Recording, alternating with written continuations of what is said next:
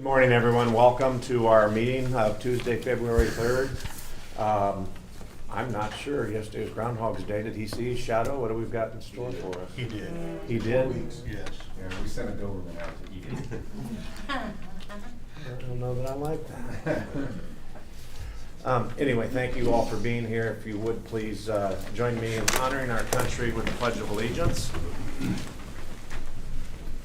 I pledge Allegiance to the flag of the United States of America and to the republic for which it stands, one nation, under God, indivisible, with liberty and justice for all.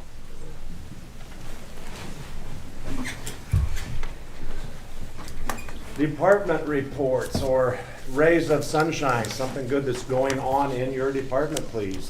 Kim Erdley. We are on track at the beginning of the year. We just got compliancy from the state yesterday on our sales disclosure data. Balanced mobile homes with the auditor, those state files are being prepared right now.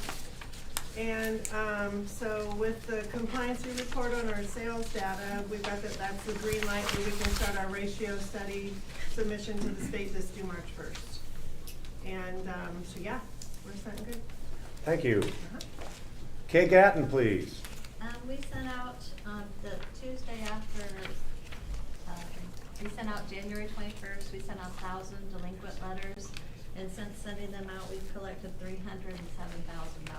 So we've done a very good job of reminding people that they didn't get their taxes taken care of. And I'm going to change it here again a little bit because I had a comment from people who listened to it online that they want to know who the person is or what their job is. So Tiffany, our auditor, would be next, please.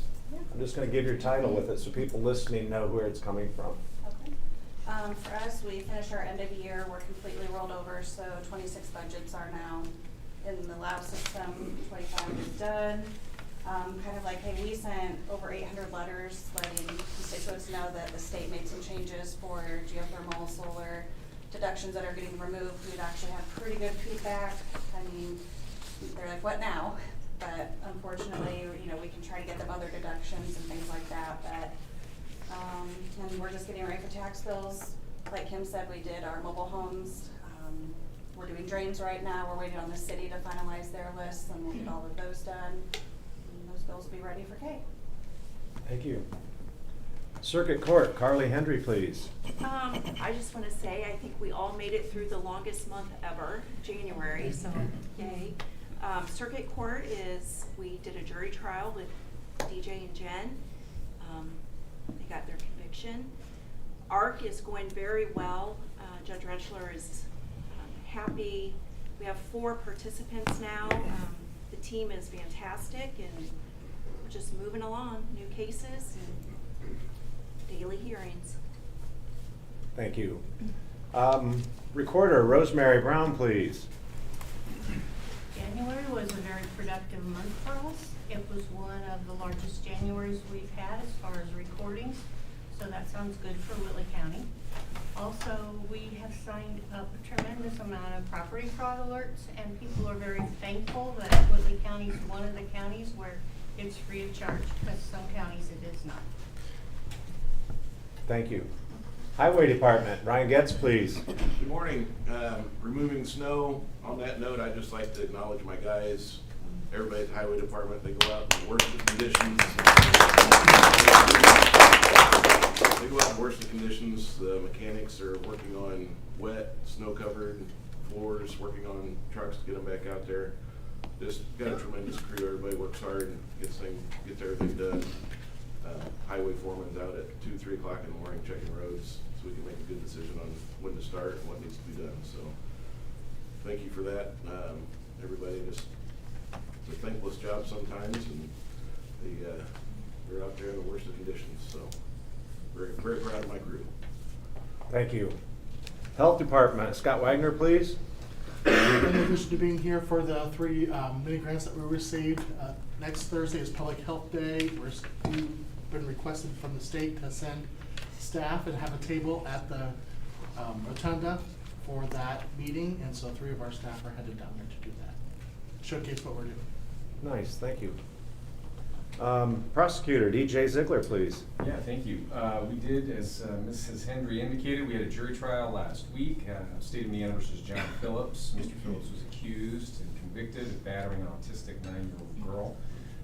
Took a great deal of effort. My chief deputy was instrumental in that effort, as well as my staff. We were very proud of the result. We're going to try Mr. Phillips again in May for molesting 2 different children. I don't know if that's very sunshiny, but we appreciate your hard work. Well, I will say that after a conviction in this county, somebody goes to jail, and that is sunshine. Yep, I'll take that. Thank you.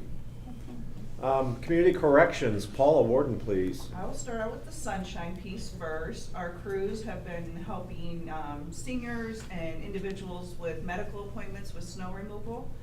And the Columbia City Elks took up a donation and donated $500 to our Veterans Treatment Court, so we received that check on Friday. Other than that, I'm starting to work on the 2027 grant applications. Thank you, Paula.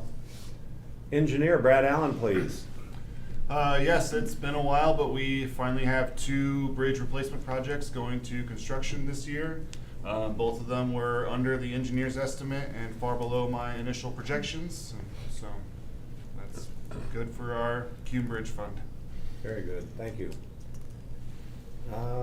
Superior Court, Amy Bechtold, please. Thank you. January brought back Judge Fall. Hallelujah. So again, just like Ryan said, I am just super proud of the Superior Court staff. You guys have no idea how much flexibility we have to do between the litigants and the attorneys and having a judge pro tem and then having some other judge pro tem for the pro tem, and it just can be very convoluting, and it's been a long 15 months, and sure you're all tired of hearing me harping about it, but I'm just super proud of everybody. Worked through some kinks, got it all done, and now we're out on the other side. So that's our sunshine. Thank you. Jennifer Shinneberry, HR. We just had 2 employees celebrate 40 years of service with us, Nadine Lamley and Lisa Rossiter. That's pretty impressive. And we have another one, Mike Christie, that's coming up right behind him. Sheriff Jason Spencer, please. We're back to full staff. Obviously, those are training, so we have 3 new in the jail. They're going to be training. 1 in dispatch, and I believe I covered our new deputy that was hired already. But so we have everybody training, and I think Kenny is in week 3 of a new JCAT class starting this week. So going well so far, but they're at the irritable stage of living together and living in harmony for the first time together. So this is the first few weeks of trying. Thank you, Jason. Veteran Services, Joshua Smith, please. Good morning. So January again was a busy month for us too, compared to last year, and keeps picking up and getting better. Keep getting phone calls from a lot of people saying if they got their name from somebody else, come see me. Going to be starting back this quarter with the Indian Springs Middle School, going and talking with their 8th graders about the military and jobs that are offered for them. So I look forward to getting back in there and speaking with them. Very good, thank you. I know Mike, you're not a department head, but you're here this morning. Mike Ashby from Peabody Library. Is there something you'd like to share with us, please? So we are doing a lot of building updates and renovations. We're giving the lower level a refresh that hasn't been touched in 15 years at least. We are also getting ready to implement the upgrading of our technology in the lower level community rooms with a partnership with T-Mobile's hometown grant that we won. So we'll have new technology in there for better sound and audio and visual stuff. So that's what we got going on. Thank you.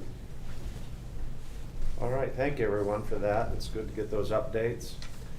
We'll move forward then with our first item on the agenda, an abatement request, and I think Dale, you have a staff report for us, please. Good morning. So hopefully everybody got a chance to see the memo. This is resolution 2020-2603. Really good opportunity for a really key employer, kind of in the SDI steel fabricating sector that we have. And we're really fortunate. We've got two folks from Triad here. Their tax advisor, Joshua, he's going to come up and kind of walk through this briefly. And then also Steve, who's the site leader for Triad here at their two locations. They have an opportunity to do an expansion investment and hire some folks. And I'm really pleased with the level of wages that they pay. These are pretty skilled jobs, well above the county average wage. It's a competitive project, and I'll have these gentlemen come up, just briefly walk through their presentation and any questions you may have. Thanks, please. You can just kind of introduce yourself and your title, please. Hi, I'm Josh Malinchuk, and I'm with JM Tax Advocates. I'm here to kind of help navigate with the tax abatement, and I have Steve Fryman here.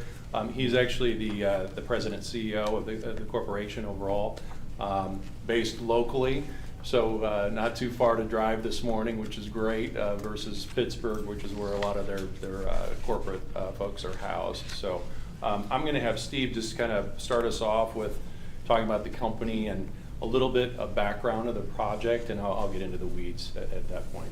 Morning, thank you for your time. Structural wholesaler, so a lot of Steel Dynamics products, as mentioned, are brought to our facility, and mostly wholesale. We've been doing this for over 35 years. I believe this branch in Columbia City is over 15 years old. We recently expanded it down the street, an additional property near Fun City Chevy there, South 100, looking to expand that. In addition to our wholesaling of products, we've wanted to begin to process those with some machines. You'll see a Python investment in your packet in there. Takes 2 guys to run those, 3 shifts. We're looking to add many more machines that allow us to service OEM, fabricators, different companies downstream. So it creates jobs, allows us to distribute to a broader market, should grow our size. Steve, tell us a little bit about kind of the corporate structure. Where does Triad have other facilities globally and also in the United States? We have our only global branches in Oshawa, Canada. We have a similar setup to we have here in Columbia City. In Pittsburgh, we have a barge loading facility on the river. Allows us to be reached by mills via water.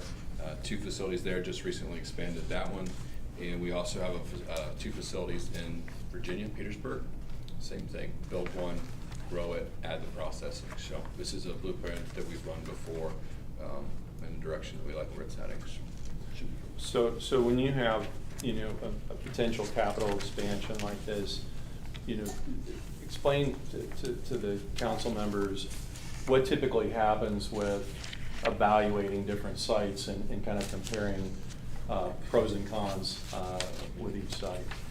You have to find land close to highway. It has to be affordable. The cost of the building, cost of the machines is a big factor in going into that. But looking for a place to find people that we can employ, right? We've had a lot of success here, so looking for skilled labor.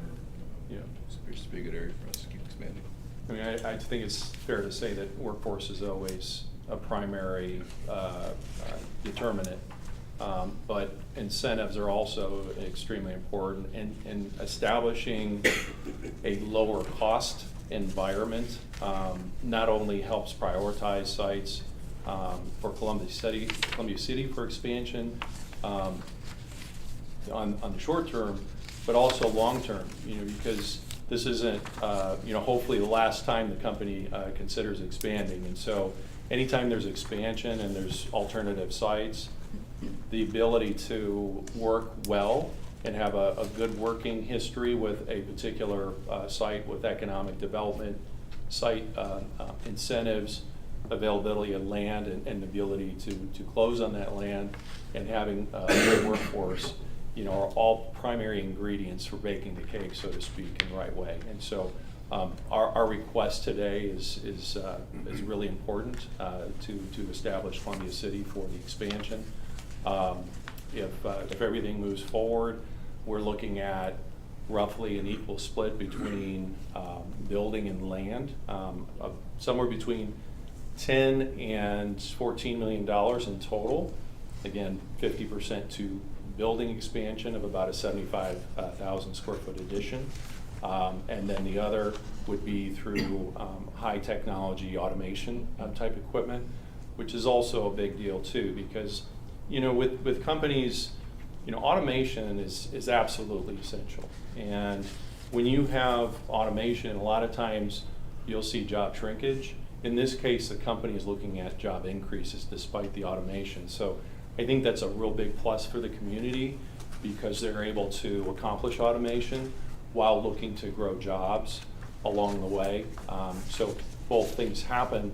You're essentially setting up that plant to be a preferred site for future expansion, because they've got their house in order on optimization and efficiency with that automation initiative. So this is a big deal project. It's of strategic importance to the company.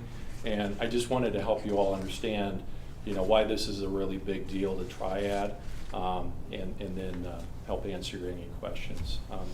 I would just like to add to that, yeah, these machines, if 2 or 3 of them, possibly 4, in the next 5 years, would eliminate 0 jobs. They would only create jobs. This is laser burning technology that couldn't be done by the human hand. And so we'll be hiring operators and material handlers specifically to run these machines, which is a very good paying job. So. And so we're looking at about 10 plus jobs. It could be 10 to 20 with at least $900,000 in total gross wage impact to the community. Right now, if you look at the capital that's in the county for Triad, there's about $7.8, $7.9 million in historical investment.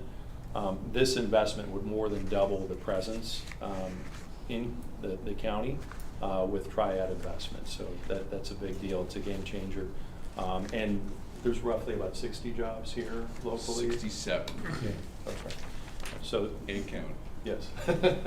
So well-paying jobs, and you know, we're asking that the county council approve a 6-year tax abatement with percentages that Dale and I have discussed to kind of help front load the benefit during the earlier years of getting the equipment and the workforce ramped up. I would like to add that this has been through redevelopment, and I would like to ask Dale to speak here briefly too, and add to the conversation the wages and also the fact that the state of Indiana is on board with this, which is very rare. Yeah, so thank you. This is a really unique project. The wages are so good. The state of Indiana has really kind of pivoted on what they will incentivize. For me, it's a little frustrating. You have to be 25% or 125% of the county average wage. Well, that's really hard for a lot of counties to have new jobs that start that high.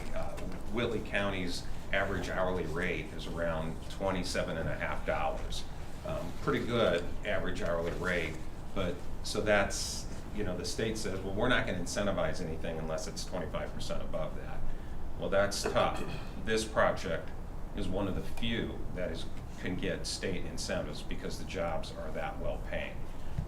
And you know, I like their philosophy is they hire locally if they can, and they hire veterans if they can. So that's really good. So the resolution for the tax abatement, as you heard them say, is very important because this is competitive, and it also they need a local incentive to get the state incentive as well. This, as you know, was said, this has gone through redevelopment. I apologize. Redevelopment gave it a favorable pass because it is in the tax increment finance area, or redevelopment area.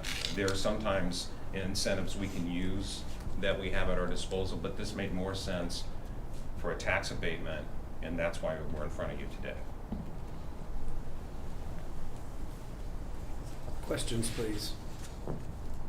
Did I hear you say 6-year tax abatement? Yeah. Why? Yeah, so normally so, we're 5. Well, for real property, a lot of times we do 10. And so, you know, I wanted to shrink that part to 6 and keep the personal property at 6 as well. And I know some of you have heard that, you know, personal property, the way that's taxed has been changed, but this is well above the $2 million threshold. The 6-year also kind of lines up with, you know, looking at it in the TIF area, kind of when the original union TIF sunsets. So it kind of all lines up.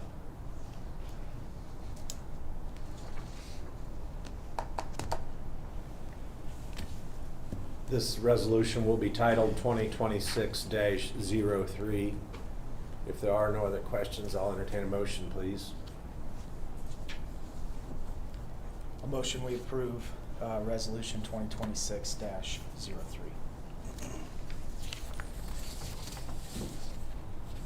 Second.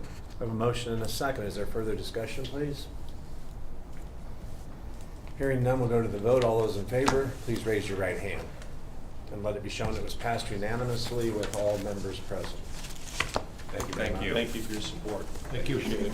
Good luck, guys.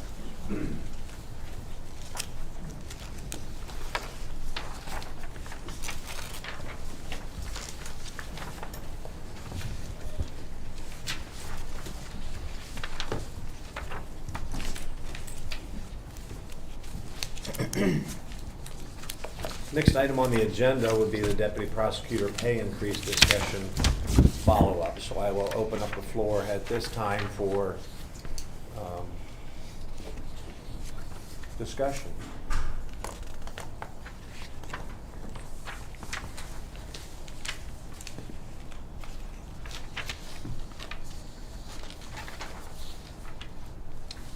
You know, originally, DJ, I was in favor of this with the motion, the second the motion last month.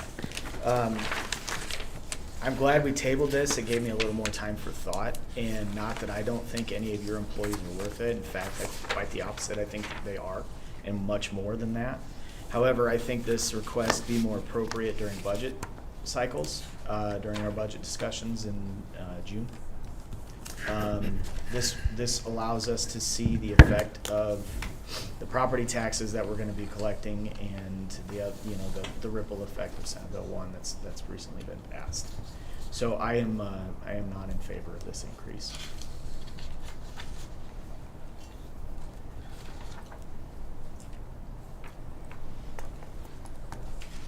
In my past occupation, I've had the privilege of working with prosecutors' office throughout the northeast state of Indiana on it. There are good prosecutor staff and there's bad prosecutor staff. Fortunately, we have one of the better ones on it. Dating myself on it, there was times that the prosecutor's office were part-time. They treated it as a part-time job. We have a full-time prosecutor staff on it, and I think they do an excellent job.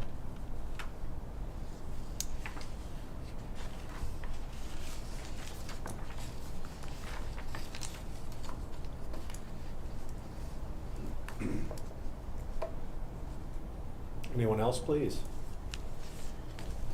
I'll just say that I think that they do a great job.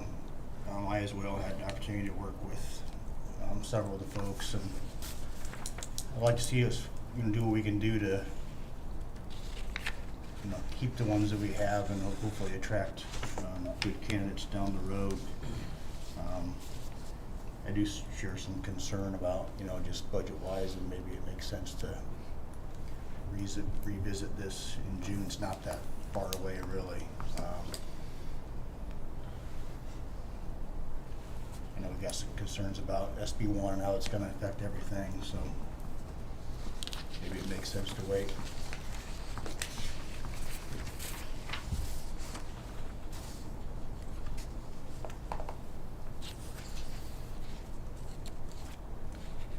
Jennifer, I don't want to put you on the spot, and you can tell me no if you like, but would you like to give any kind of insight on your opinion on the report that we got back from WIS? Opinion as far as what? Like, As far as where it fell at and where we're at now, as far as the numbers that come back from WIS?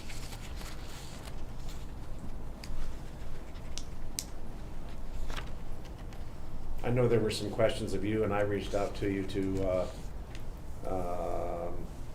just try to figure out where it would fit in, and I know your one of the comments that you made would be, well, it would depend on where the prosecutor fitted in at. Yes, if you notice underneath the levels, I don't have it in front of me, but it has a comment that says, note, the level assignment is to be determined by the prosecutor. So I know, Nick, I think it was you, maybe somebody else also asked me, well, where does she fall? And my response was, that's going to be determined by the prosecutor, just as it says.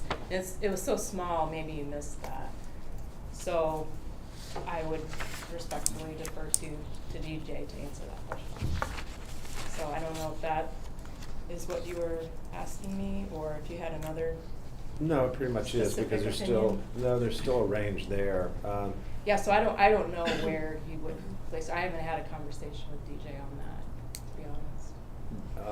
DJ, have you had an opportunity to review this, and would you like to speak on,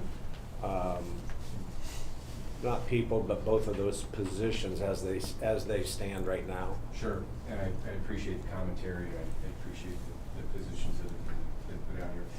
The reason, understand that the impetus for coming to this body with this request was the hiring of a new deputy prosecutor, right? That's what started this, and an assessment by my office that our professional staff, our lawyers, are woefully underpaid. That's in tandem with what the state of Indiana says about prosecutor pay across the state. That's not anybody's concern here, and I won't rehash my entire 45-minute presentation of a month ago, just to make sure that we're on safe ground there. But that was the impetus for this. That is why this came to this body now instead of later, because I felt the need to be able to attract top-level talent, and I didn't think I had the funding at the time to do that. To your question specifically about the 4D juvenile deputy and trial criminal prosecutor position, it would absolutely be a level 3, absolutely. And the reason for that is because it would have to accommodate somebody who has 25 years of experience in both civil and criminal law. Those kinds of lawyers aren't just wandering around to be plucked from the community to work for this amount of money. So it would absolutely be a level 3 slot, which I think is in keeping with what the document that I put before you previously, approximately 90 to 120. The WIS report came back, it was a little higher, 125,000 approximately, give or take. But that position would absolutely be a level 3. As it stands with to Councilman Brewer's question, I'm sorry I didn't get back. I wanted to see this first, and I wanted to understand how WIS fell out. It would likely start at a level 2, understanding that I could come back at some point and say to you, now I've got somebody with 10 or 15 years of experience, and I want to elevate that. So the criminal position would be a level 2 to again accommodate somebody that's got experience. In this case, we hired a former police officer who's a former detective, so he has law enforcement experience. He doesn't have prosecutorial experience. And as you will recall, as I said the last time, he accepted a pay cut to come and work for us, and that just isn't going to hold up for very long. We're not going to be able to attract the kind of talent that we need to do public safety work that this community demands. So, short answer, too late. For the criminal deputy, it would be a level 2. For the 4D juvenile trial deputy and criminal deputy, it would be a level 3. Thank you, DJ. Yes, sir.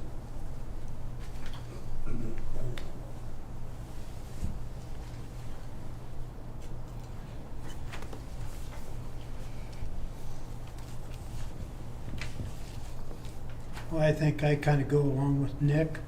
I think budget time would be a better time to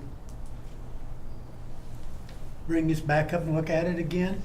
I feel doing it right now, not knowing exactly where we're at. So I just feel like budget time would be a better time to hold this up and look at it again. And I'll be with the other 2 or 3 that, yeah, I'm not saying you don't maybe deserve it. I'm just saying I'd rather wait budget with Senate Bill 1, what's coming down the line. I'd be more comfortable to wait. I hold my comments as last meeting. I did go and watch your trial. what a difficult thing you go through. I just feel for you. That's the second trial I've went in and sat in, and you did a terrific job. It's a different world from what I'm in, and I do appreciate everything, and I agree. I just don't think it's the time for it.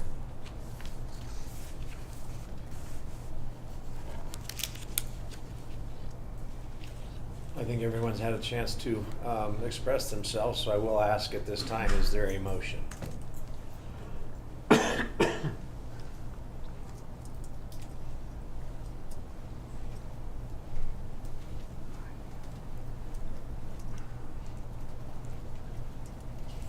Having asked for a motion and not received anything at this time, it'll be tabled and reopened or rediscussed, or left for you to bring forward as it is when we have our budget hearings, as I'm understanding from a good portion of the council is how they would like for that to be presented in the next step. I don't know that there's anything that needs to be changed about your presentation other than the timing of it for June or July, whenever we do get together for that, DJ. Thank you for your time. Thank you.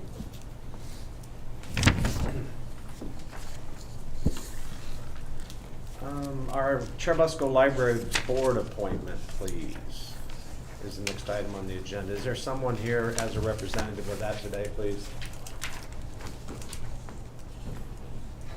Has anyone on council had a chance to talk with or identify any candidates, please? I have had input, and I have talked with a gentleman by the name of Ben Lovell, I'm not sure. I think it's Lovell is how he pronounces his last name. There was an email, I believe, sent out to everybody with information on him. I've had a chance to talk with him. He's very excited about it. He would be very interested and does desire to have this appointment. I've talked with Lisa Waterman, who came in and gave the presentation last week and actually shared with us that position was open, because we did not know that. But the last person had resigned, and she gave a good account of Ben for this position, so I'll throw him out there as a candidate to be considered for this. And I do know that they've got a lot going on, and they're moving fast, and they're trying to get things done. So I think this is an important appointment for us to keep it moving forward, to let them have this person in place to help with the work they've got going on. Follow up on the email that we got on it, I'll make a motion that we approve Ben Lovell, Lovell, to the Churubusco Library Board. I may have missed it, but did it say how long this seat is for? Because it's a fill-in, a person resigned, so they are taking over for their term. But do we know how long they have? I don't remember seeing that. I just wondered how long the seats Generally, were. I think it's our responsibility to reappoint that every year. Yearly? When we do our appointments, and we've always just kind of rubber stamped it as long as that person is still in the position, and the library still wants them there, so. I think libraries are 4 years. Is it 4 years? I don't know if maybe Mike can answer that question. 4 Yes, years? 4-year term. So it's a 4-year term, and we just appointed, but I'm not sure if we appointed this last person. We just appointed them, I think, within the year previous to that, but I'm not sure if they were going in to fill out somebody else's appointment or not, so. And I can follow up with Lisa and ask if she knows. Well, we could do that, or we could just make it a 4-year appointment from this date, or even retroactive to, well, we can't retroactive it, but we could just make it from this date forward for a 4-year appointment. Well, I think we should let him finish the vacant seat and see how it goes and go from there. I mean, he is filling in for a term.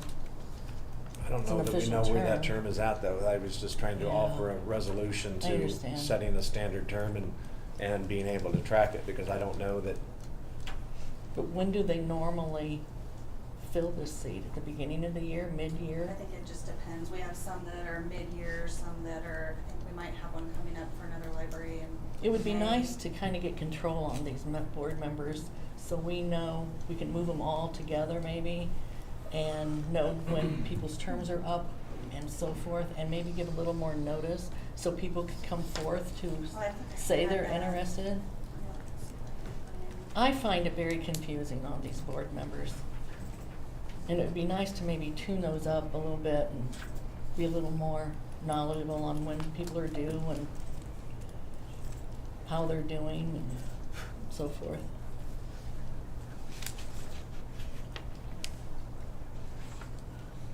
I just think we need to do a little cleanup on the board member knowledge of.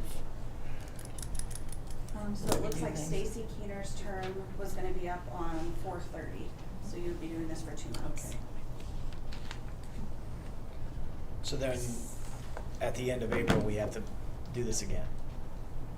Unless you do the 4 years starting from today. With only the 2 months left, I agree with Thor. Just make it a full term. That's only 2 months. Yeah, Can we agree. do Let's- that? Let's do a 4-year starting. Yeah, because it's been vacated. But is he willing to do the 4? Maybe he was just gonna Yes. go in. Okay. Yes, he is. But if we could kind of put some thought into our board members and the areas we're filling, I'd like to get that a little cleaned up a bit so we all are on the same page. And give more notice to the people to step up instead of, you know, we know 2 weeks out, we get the notice. That's just, I think it would be very helpful for everyone, including the members that would like to step up. I agree. Joan, can we count on you to spearhead that? You bet. Okay, thank you. Are there any other nominations that anyone cares to make, please?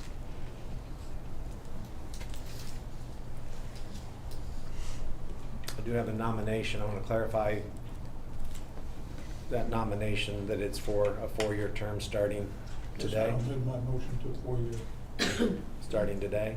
today. Who was my second, please?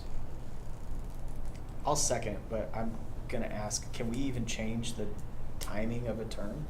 Yes, because it's, number one, the person resigned, so it was setting vacant. And number two, But I does- think does- the timing of the term was set up before by the timeliness of when the last person went off and this person started. Because I think, as Joan referenced to, I think ultimately, these assignments were set up originally for January of every year or for every 4-year term, which is how we would look at it for our reappointments on council. Sure. And just so you guys know, there are other, like, Peabody, we have somebody that's out in September.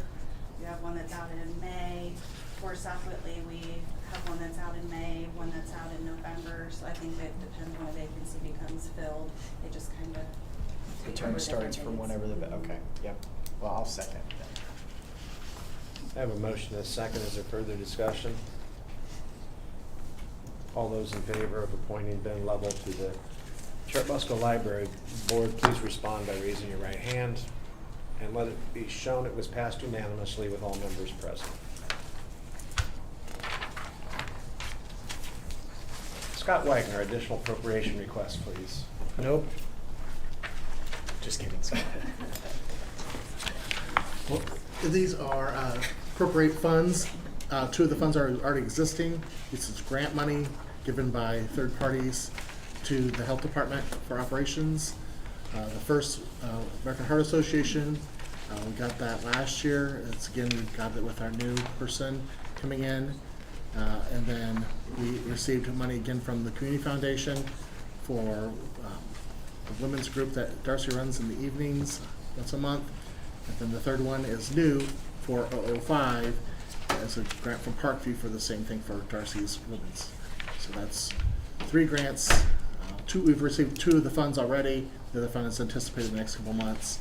And then those will be used for operations in the health department. You know, I'd like to say Darcy's doing a wonderful job. I've been to many events that she's been. People really, really connect with her, Yeah, good. and I think it was a very wise choice. Yeah, thank you.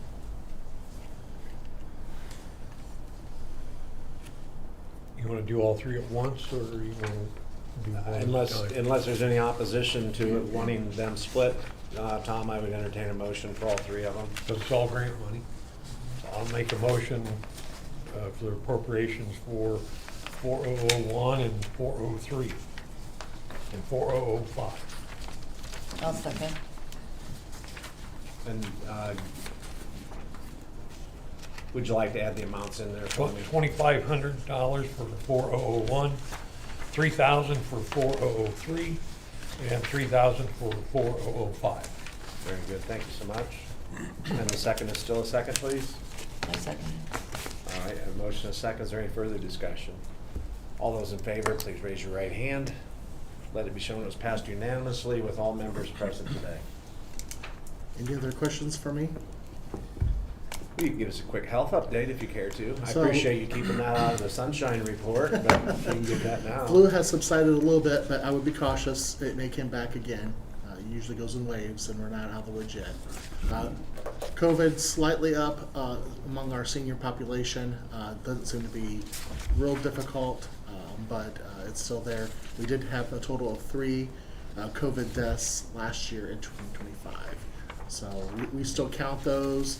We count all deaths that are signed as a communicable disease and record that actually in our old books that go way back to the 1800s, so that we keep them up to date so future populations can look back at that. But no, I think things are looking a little bit brighter, but again, we just be cautious with the flu and the COVID. A little bit of RSV here and there, but not terrible. Still wash your hands, of course. Okay. Thanks, Scott. Thank you. Community Corrections additional appropriations. Tiffany, you're going to present this, please? Yes, so I'm not sure how it happened, but we had lots of plain musical chairs once we got grant numbers. It was everywhere except Gateway for 2 positions that we had to move. So it was on the salary ordinance, it was in original budgets, just in shuffling of getting grants, not getting grants. They were missed in the Gateway advertising piece. So we need to. But they were on our budget figures. Yes, yes. So you're just moving them. Yeah, we got one step of it, so, and that's for 2 shift supervisors.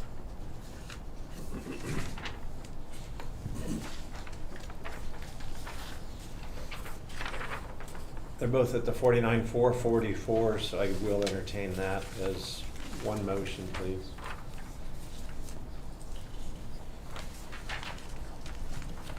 Make a motion that we approve the 2 additional appropriations as presented.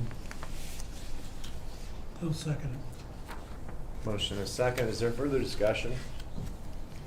All those in favor, please raise your right hand and let it be shown it was passed unanimously. Superior Court additional appropriation request. Amy Bechtold, please.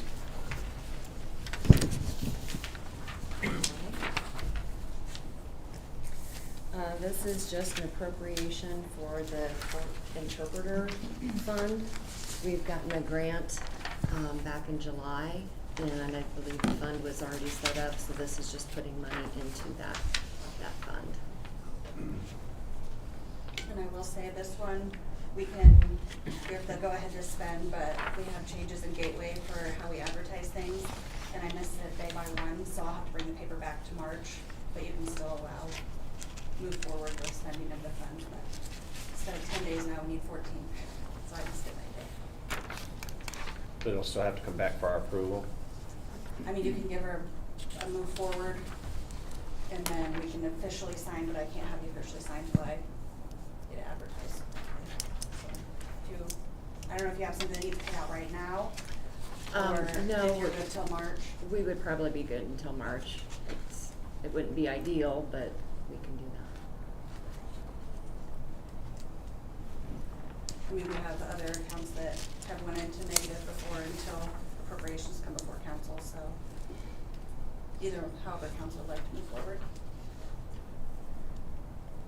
Well, I know you wouldn't be bringing this to us if it weren't possible to do it, but I guess I'm still a little bit uncomfortable if we didn't meet the advertising to move forward on it, especially when time is on our side.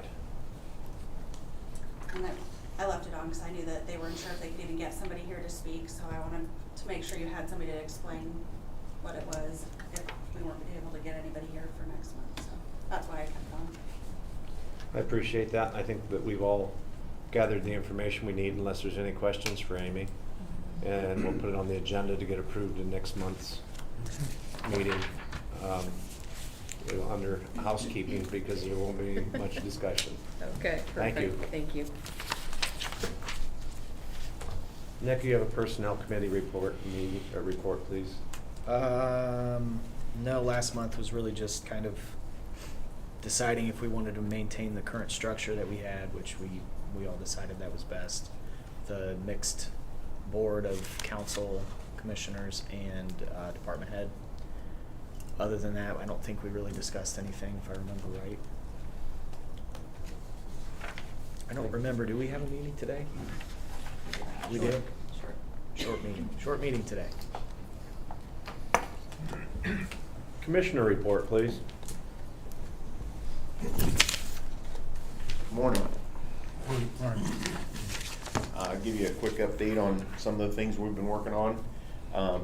Something that has been a thing I've spent a lot of time on here recently is last year kind of started an initiative kind of for my own education, and then there turned out there was a strong appetite on the department head side as well. I have one-on-one meetings with try to work my way through each department, and so this year we kind of left it up to, if they wanted to meet, great. If not, that was fine too. And it was very, very strong response. So like we have 3 of them yet this morning, with the auditor, the assessor, and circuit court. We're working on board appointments like you guys are as well. Something that we kind of uniquely, and as a manner of trying to find candidates, which is challenging, as you know, we utilize Facebook. Nikki Venable, the county GOP chair, posted that we were looking for candidates for the Peabody Library Board, and so that's ongoing. And Kay Gatton, treasurer, is going to have a certificate sale. We approved the resolution yesterday, and she gave a detailed explanation in our meeting for anyone who would like to learn more on that. It's available there on YouTube to watch if you didn't see it yet. And then the last thing here, well, 2 things. February 7th is Whitley County Day. Maybe you knew that. It's coming up here.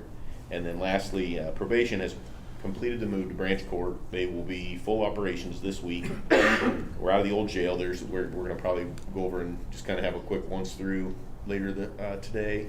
And so that's been a long time coming. We're excited about that. Do you know about what time that would be that maybe we could join you? Probably after lunch-ish. I've got 3 meetings here after this morning, plus personnel. So yeah, I would say confidently it'll be after noon, 1 o'clock, something like that. And you're talking about a final walkthrough at the old jail. Just, yeah, so kind of what kind of occurred yesterday, we went out to tour branch court, which if you haven't been out there, I'd encourage you to do it. It really looks great. The maintenance crew did a phenomenal job, and Ed Bieber and his staff also put in a lot of work on that project. And in that meeting, he mentioned that they were fully out of there, and so we had a couple of folks that went over and they felt like we need to go take a quick once through and before we really sign off on it. And so that's what we're gonna do. Any questions? Have you heard of any plans that the city has for the building? I've not. They had some initial plans and found out that it was gonna be like we had, very cost prohibitive. It's a difficult situation because where the building sits is prime real estate in downtown Columbia City, but the building itself is boat anchor, I guess, almost. I mean, the cost of demolition and removing it or remodeling it to make it useful for another purpose is just too much in this current environment, as we're talking about with the Senate Bill 1 and everything that's going on. And the city found out that they were, I think, not going to be able to do what they had hoped, at least in the short term. And so, I don't know what their current plans are. Rob, was all the remodeling done down at the community, at the work release building? I believe so. If it's not completely done, it is very close to being done, and I don't think Mark's here. But the last I knew, it was very near completion. Paula? Yes, we have 2 offices that still need completed, but other than that, we're wrapping things up.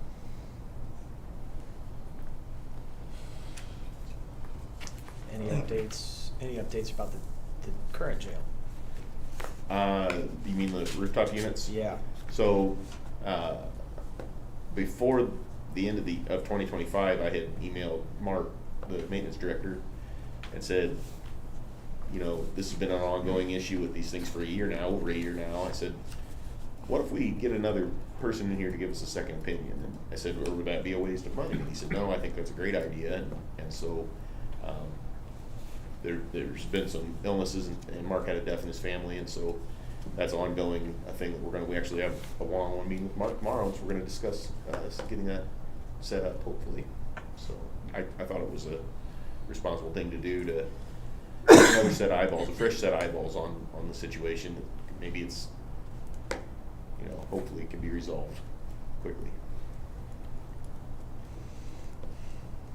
Thank you.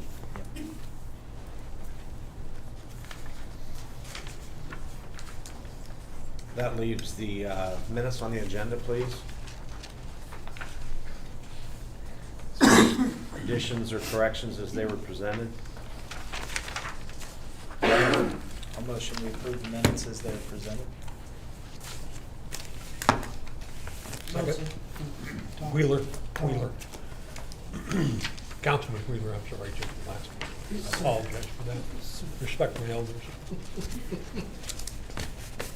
I have a motion and a second. Any further discussion? All those in favor, raise your right hand, please. Let it be shown it passed unanimously. I'll open the floor now for public comments. I know most of y'all had a chance to speak, but there's a couple of you that didn't. Is there anything you'd like to speak about? All right. Councilman Barrett? I have nothing. Councilman Longenball? I have nothing. Councilwoman Western? I know, Tom, you're busy there. I have nothing. Okay. I have Ken? nothing. I have nothing. And I have nothing either, so we will adjourn. We are adjourned, and the